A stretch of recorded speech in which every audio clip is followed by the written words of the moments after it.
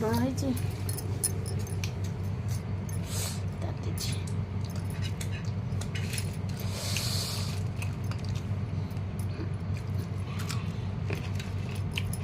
ଦେଖା ଲୁଣ ପକେଇନଥିଲା?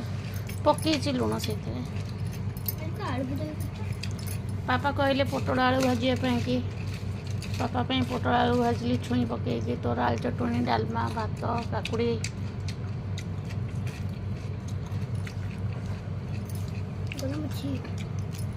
ଅଳ୍ପ ବହୁତ ଦିନ ପରେ ଅରୁଆ ଭାତ ଡାଲମା